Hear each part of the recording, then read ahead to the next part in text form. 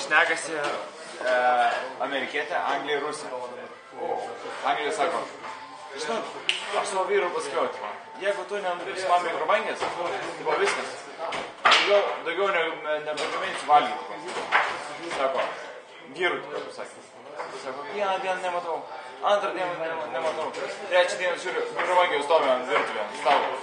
Amerikietė sako, aš to žiūriu kitaip dariau.